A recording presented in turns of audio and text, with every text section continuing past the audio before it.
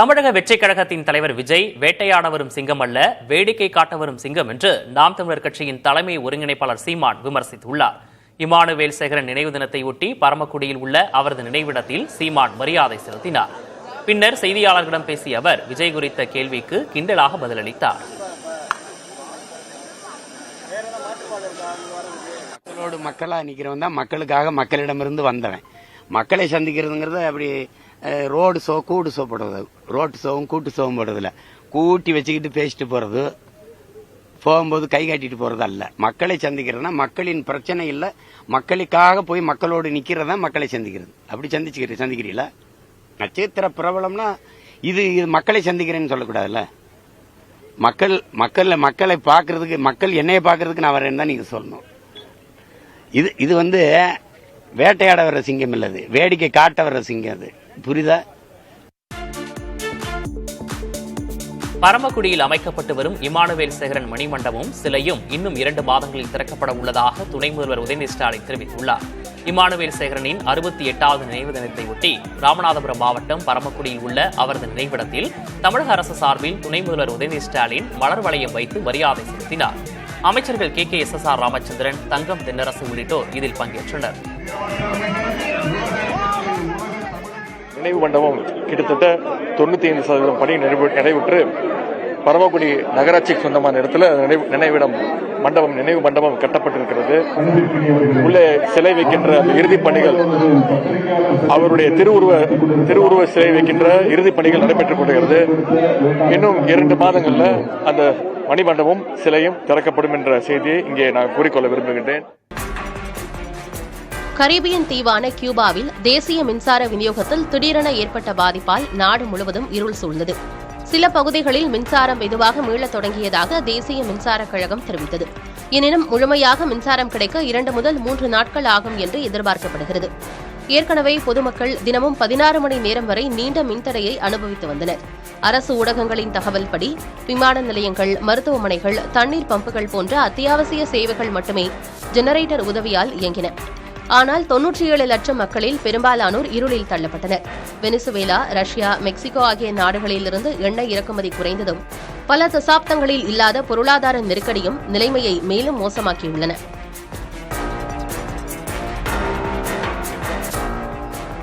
இலங்கையை சிங்கப்பூராக மாற்றுவதாக வாக்குறுதி அளித்த ஆட்சியாளர்கள் அதற்கு பதிலாக சித்திரவதை கூடங்களை உருவாக்கியுள்ளதாக இலங்கை தமிழரசு கட்சி நாடாளுமன்ற உறுப்பினர் யானமுத்து ஸ்ரீநேசன் விமர்சித்துள்ளார்.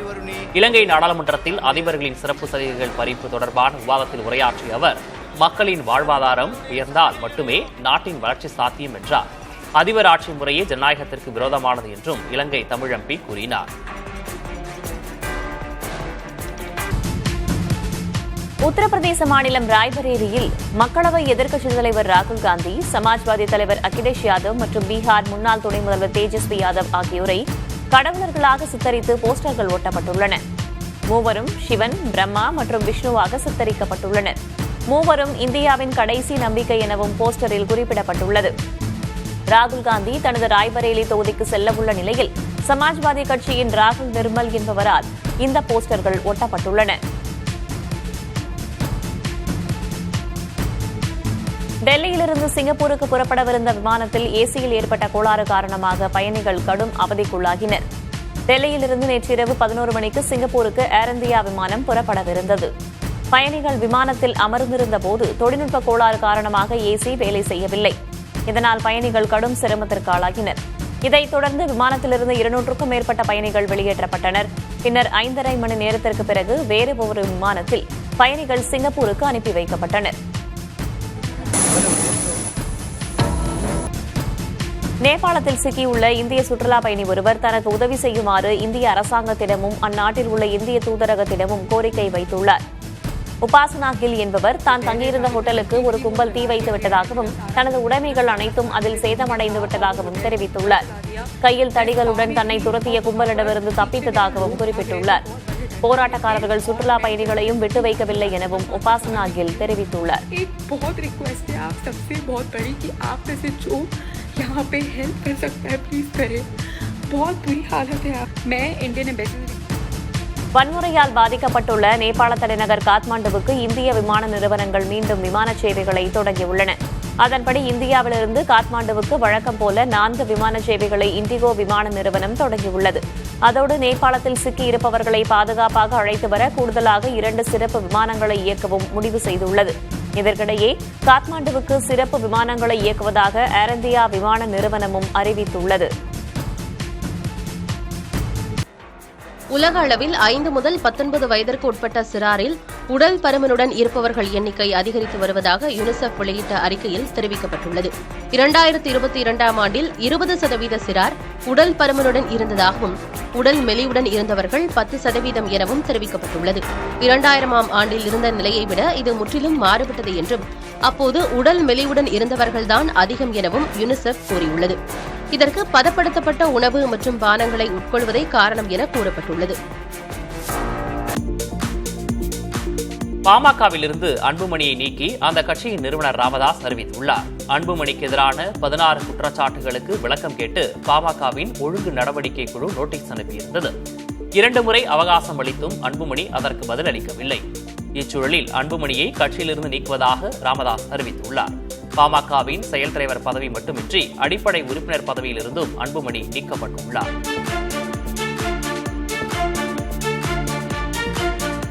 அன்புமணியால் கட்சி அழிவதை தன்னால் ஏற்க முடியவில்லை என கூறிய பாமக நிறுவனர் ராமதாஸ் கட்சியின் நலனை கருத்தில் கொண்டு அவர் மீது நடவடிக்கை எடுத்துள்ளதாக தெரிவித்தார். பல்வேறு தரப்பினரும் அவருக்கு அறிவுரை சொன்னாலும் அவர் ஏற்றுக்கொள்ளும் மனநிலையில் இல்லை. அதனாலே தான் இந்த முடிவை எடுக்கிறோம். என்னுடைய மனம் எவ்வளவு வருந்தி இருக்கும் என்பதை ஒரு செயலின் மூலமாக, அது அந்த குற்றச்சாட்டு 16 குற்றச்சாட்டிலே அது ஒரு குற்றச்சாட்டு. உளவு பார்ப்பது, என்னையே உளவு பார்ப்பது, இதைவிட மோசமான செயல் இருக்க முடியுமா? யார் வேவு பார்ப்பது? இந்த இடத்துல வேவு பார்க்க என்ன இருக்கிறது? அதுவும் மற்றவர்கள் வேவு பார்க்கலாம், ஆளுங்கட்சி வேவு பார்க்கலாம், எதிர்கட்சி வேவு பார்க்கலாம், இல்லை எனக்கு பிடிக்காதவர்கள் வேவு பார்க்கலாம். ஆனால் அன்புமணி வேவு பார்க்கலாமா? இந்த கட்சி இவரால் அழிகிறதே என்று மனம் பொறுக்க முடியவில்லை. அதனாலே தான் இந்த முடிவு எடுக்க வேண்டியுள்ளது. கட்சியிலிருந்து நீக்கப்பட்ட அன்புமணி வேண்டுமென்றால் தனி கட்சியை தொடங்கிக் கொள்ளட்டும் என பாமக நிறுவனர் ராமதாஸ் தெரிவித்துள்ளார். 3 முறை சொல்லியிருக்கிறேன், நீ வேணும்னா ஒரு தனி கட்சி ஆரம்பிச்சுக்கோ. இப்பொழுது சொல்லுகிறேன், நீ ஒரு தனி கட்சி ஆரம்பிச்சுக்கோ. இது ஒரு தனி மனிதன் ராமதாஸ் ஆரம்பித்த கட்சி. அதனால் இதில் உரிமை கொண்டாட யாருக்கும் உரிமை இல்லை. அது பிள்ளையாக இருந்தாலும் அல்லது மற்றவர்களாக இருந்தாலும் இது உரிமை கொண்டாட முடியாது. பாட்டாளி மக்கள் கட்சியை பொறுத்தவரை இது பாட்டாளி மக்கள் கட்சிக்கு பின்னடைவு என்று சொல்லலாம். இது பின்னடைவு கிடையாது. அதாவது ஒரு பெயரிட்டால் அதில் களை முளைக்கத்தான் செய்யும். அதனால் களை முளைக்குமே என்று யாரும் பெயரிடாமல் இருப்பதில்லை. அந்த மாதிரி களையை நீக்கிவிட்டோம். அரசியல்வாதி என்ற தகுதியற்றவர் என்பதை அன்புமணி நிரூபித்திருப்பதாக ராமதாஸ் கடுமையாக விமர்சித்துள்ளார். பாமக தொடங்கியதிலிருந்து இதுவரை யாரும் செய்யாத வகையில் தலைமைக்கு கட்டுப்படாமல் தான் தோன்றித்தனமாக அன்புமணி செயல்பட்டதாகவும் ராமதாஸ் குற்றஞ்சாட்டியுள்ளார். அன்புமணியின் செயல்பாடுகளால் கட்சியின் நற்பெயருக்கும் நம்பிக்கைக்கும் களங்கம் ஏற்பட்டுள்ளதாகவும் அவர் குறிப்பிட்டார்.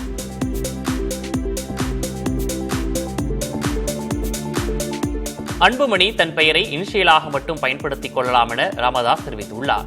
தன் பெயரையோ கட்சி பெயரையோ அன்புமணி பயன்படுத்தக்கூடாது என ஏற்கனவே ராமதாஸ் பலமுறை கூறியுள்ளார். இச்சூழலில் அன்புமணி கட்சியிலிருந்து நீக்கப்பட்டுள்ள நிலையில் அவர் தனது பெயரை இனிஷியலாக மட்டும் பயன்படுத்திக் கொள்ளலாம் என ராமதாஸ் அனுமதி வழங்கியுள்ளார்.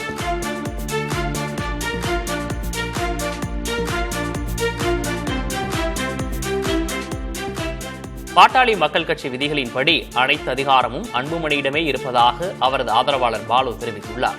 மேலும் ராமதாஸின் எந்த உத்தரவும் பாமகவை கட்டுப்படுத்தாது என்றும் அவர் திட்டவட்டமாக கூறியுள்ளார்.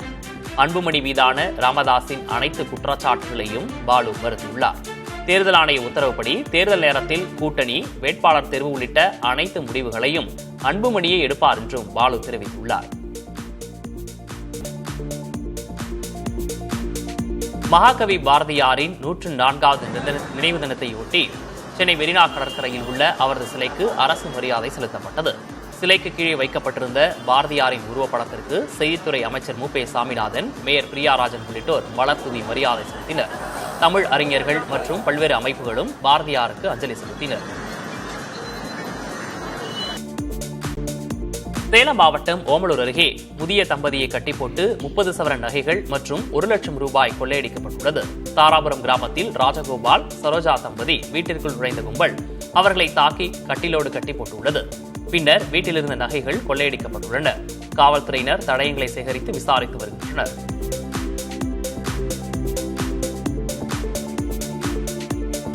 அதிமுக பொதுச் செயலாளர் எடப்பாடி பழனிசாமி மீது தொடரப்பட்ட மான நஷ்ட வழக்கு விசாரணையில் சாட்சி விசாரணைக்காக திமுக அமைப்பு செயலாளர் RS பாரதி நீதிமன்றத்தில் ஆஜரானார். எடப்பாடி பழனிசாமி தரப்பு கால அவகாசம் கோரியதால் சாட்சி விசாரணை அக்டோபர் 8ஆம் தேதிக்கு ஒத்திவைக்கப்பட்டுள்ளது. போதைப்பொருள் வழக்கில் ஜாஃபர் சாதிக் கைது செய்யப்பட்ட போது போதைப்பொருள் கடத்தல் விவகாரத்தில் திமுகவை தொடர்புபடுத்தி எக்ஸ் தளத்தில் பதிவிட்டார் எடப்பாடி பழனிசாமி. இதற்காக 1 கோடி ரூபாய் நஷ்டஈடு கோரி பழனிசாமி மீது திமுக வழக்கு தொடர்ந்துள்ளது.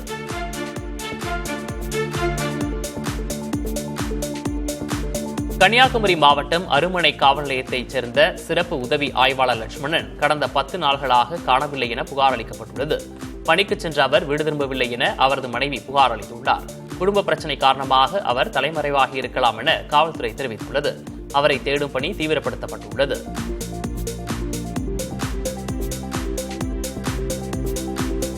பெரம்பலூர் அருகே சிப்காட் பூங்கா அமைக்க நிலத்தை பறித்துக் கொண்டதாக குற்றம் சாட்டி நாடோடி பழங்குடியினர் மறியலில் ஈடுபட்டனர்.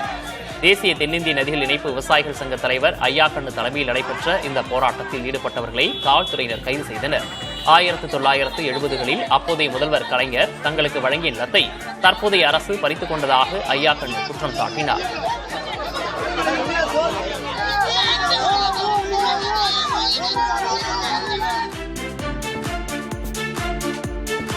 கடலூர் மாவட்டம் விருத்தாசலம் அருகே உள்ள நெல் கொள்முதல் நிலையத்தில் மழையில் நனைந்த நெல்மணிகள் முளைக்க தொடங்கியுள்ளன. முறையாக நெல் கொள்முதல் செய்யப்படாததால் விவசாயிகள் அறுவடை செய்த நெல்லை விற்பனை செய்ய முடியாமல் காத்திருக்கின்றனர். இதனால் நெல் மூட்டைகள் திறந்த வெளியில் குவித்து வைக்கப்பட்டுள்ளன. மாவட்ட நிர்வாகம் உடனடியாக நடவடிக்கை எடுத்து நெல்லை கொள்முதல் செய்ய வேண்டும் என விவசாயிகள் கோரிக்கை விடுக்கின்றனர். இதுகுறித்து ஆய்வு செய்து உரிய நடவடிக்கை எடுக்கப்படும் என மண்டல மேலாளர் தெரிவித்துள்ளார்.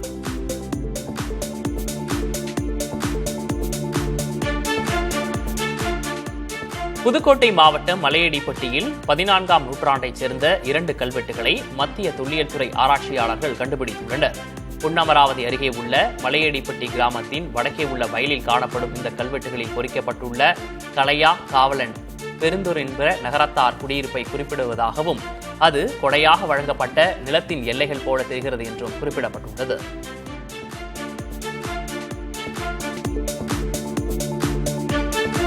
திருவாரூரில் மார்க்சிஸ்ட் கம்யூனிஸ்ட் கட்சி அலுவலகத்தில் இருவேறு சமூகத்தைச் சேர்ந்த காதல் ஜோடி திருமணம் செய்து கொண்டனர். நாகப்பட்டினத்தில் கல்லூரி படித்த பிரவீன் மற்றும் வைஷ்ணவி ஆகியோர் 4 ஆண்டுகளாக காதலித்து வந்துள்ளனர். இவர்களது காதலுக்கு பெண் வீட்டில் எதிர்ப்பு இருந்ததால் மார்க்சிஸ்ட் கம்யூனிஸ்ட் கட்சி அலுவலகத்தில் திருமணம் செய்து கொண்டு பாதுகாப்பு கேட்டு மாவட்ட காவல் கண்காணிப்பாளர் அலுவலகத்தில் மனு அளித்துள்ளனர்.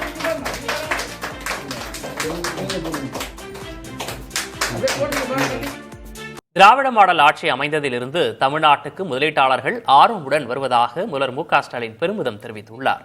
ஒசூரில் நடைபெற்ற தமிழ்நாடு முதலீட்டாளர்கள் மாநாட்டில் முதல்வர் மு.க.ஸ்டாலின் முன்னிலையில் 24,307 கோடி ரூபாய் முதலீட்டில் 92 புரிந்துணர்வு ஒப்பந்தங்கள் கையெழுத்தாகின. இதனால் 49,353 பேருக்கு வேலைவாய்ப்பு கிடைக்கும் என தெரிவிக்கப்பட்டுள்ளது. மாநாட்டு மேடையில் உரையாற்றிய முதல்வர் ஸ்டாலின், மாநிலத்தின் பொருளாதார வளர்ச்சி இலக்கை அடைய தொழில் வளர்ச்சியே முக்கியம் என்பதால் அதற்கான தேவைகளை பூர்த்தி செய்து மேம்படுத்தி வருவதாக குறிப்பிட்டார். தொடர்ந்து பேசிய அவர், திமுக அரசு எடுத்த நடவடிக்கைகளால் எந்த மாநிலத்திலும் இல்லாத அளவிற்கு தமிழ்நாட்டின் பொருளாதார வளர்ச்சி 11.19 விழுக்காடாக உயர்ந்துள்ளதாக பெருமிதம் தெரிவித்தார். திராவிட மாடல் ஆட்சி அமைஞ்சதும் தமிழ்நாட்டை பத்தி தெரிஞ்சுக்கிட்டு முதலீட்டாளர்கள் ஆர்வமா வராங்க. ஒவ்வொரு முறையும் தொழில்துறைக்கான அமைச்சரையும் அதிகாரிகள் சந்திக்கும் போது நான் சொல்றது ஒண்ணுதான், என்னன்னா எம்ஓ எல்லாம் செயல்பாட்டுக்கு வரணும். அந்த கன்வென்ஷன்ல அந்த போக்கஸ் பண்ணுங்க. அந்த ப்ராசஸ் அரசாங்கத்தில் வேகமா நடக்கும்னு சொல்லுவேன். மகிழ்ச்சியோடு உங்ககிட்ட சொல்றேன், நாங்க ஆட்சிக்கு வந்ததுல இருந்து கையெழுத்திட்ட வகையில 77% புரிந்துணர்வு ஒப்பந்தங்கள் செயல்பாட்டுக்கு வந்திருக்கு. ஓ பன்னீர்செல்வத்துடன் தொலைபேசியில் பேசியதாக குறிப்பிட்டுள்ள பாஜக மாநில தலைவர் நயினார் நாகேந்திரன், ஆட்சி மாற்றத்திற்காக யாரிடமும் பேச தான் தயாராக இருப்பதாகவும் தெரிவித்துள்ளார். நான் வரும்போது கூட இப்போ கூட அண்ணன் ஓபிஎஸோட ஃபோனில் பேசினேன். எங்களுடைய உறவு நல்லா தான் இருக்குது. தேவைப்பட்டால் டிடி சார்கிட்ட பேச வேண்டும் என்றாலும் டிடி சார்கிட்டையும் பேசுவேன். இன்னும் வேறு யார் இந்த ஆட்சி மாற்றம் வேணும், அதற்காக யாரிடம் பேச வேண்டுமோ ஒரு தமிழக மாநில தலைவர், பாரதிய ஜனதா மாநில தலைவர் முறையில் என்னால் முடிந்த பணியை நான் செய்வேன். இப்போ காங்கிரஸ் கட்சி உறவாடி கிடக்குதா? காங்கிரஸ் கட்சி நிலைமை தெரியுங்களா? இந்தியாவில் 90 முறை எல்லா மாநில ஆட்சியை கலைச்சிருக்காங்க. இது காங்கிரஸுடைய கலாச்சாரம். எங்களுடைய கலாச்சாரம் அது கிடையாது. எங்களுடைய கலாச்சாரம் இன்னைக்கு பார்த்தீங்கன்னா கூட்டணி மந்திரி சபையில் யாரெல்லாம் இருக்கிறாங்க. இன்னைக்கு விமானத்துறை மந்திரி, இன்னைக்கு கூட்டணி மந்திரி சபையில் உள்ளவங்க. இன்னைக்கு கூட்டணியில் நாங்கள் எல்லாத்துக்கும் மந்திரி கொடுத்துருக்குறோம். எல்லாரையும் கூட இருந்து சந்திரபாபு நாயுடுல இருந்து எல்லாரும் கூட இருக்கிறாங்க. அதனால் உறவாடி கெடுப்பது காங்கிரஸ் கட்சி. அதிமுக பொதுச் செயலாளராக பழனிசாமி இருக்கும் வரை திமுகவே வெற்றி பெறும் என உதயநிதி ஸ்டாலின் கூறியது உண்மைதான் என அமமுக பொதுச் செயலாளர் டிடிவி தினகரன் தெரிவித்துள்ளார். துணை முதல்வர் மாண்புமிகு உதயநிதி அவர்கள் அருமையான ஒரு கருத்தை சொல்லியிருக்கிறார். எங்களது வெற்றியின் ரகசியமே பழனிசாமி தான். பழனிசாமி அதிமுகவின் பொதுச் செயலாளராக நீடிக்க வேண்டும், அவர் 100 ஆண்டுகள் வாழ வேண்டும், அவர் எதிர்க்கட்சி தலைவராக இருந்தால் வெற்றி எங்களுக்கு சுலபங்கிறார். ஸோ அவர்களுக்கு கூட்டணி பலம் என்பதெல்லாம் ஒரு பக்கம் இருந்தாலும் பழனிசாமி தான் அவர்களது வெற்றியின் ரகசியம் என்பதை அவர் போட்டு உடைத்து விட்டார். இதை அம்மாவின் தொண்டர்கள் அல்லது அதிமுக ஒன்றிணைக்கணும் சொல்லி முயற்சி செய்பவர்கள் இதை புரிந்து கொள்ள வேண்டும். பழனிசாமி பொதுச் செயலாளராக இருக்கிற வரை அது திமுகவுக்கு வெற்றியை தரும் என்று அவர் துணை முதலமைச்சர் சொன்னது நீங்கள் வேண்டுமானாலும் வேறுமாறாக பார்க்கலாம். அது அவர் உண்மையை சொல்லியிருக்கிறார். நயினார் நாகேந்திரன் எனது நீண்ட நாள் நண்பர். நாங்கள் எல்லாம் ஒன்றாக அம்மாவின் தொண்டர்களாக பயணித்தவர்கள். இப்பொழுது தனிப்பட்ட முறையில் நான் அவர் மேலே எனக்கு எந்தவித கோபமும் இல்லை, வருத்தமும் இல்லை. அது அத்தோடு முடிந்து விட்டது. அவர் நல்ல நண்பராக என்றைக்கு வேண்டுமானாலும் என்னை சந்திக்கலாம், அது வேறு.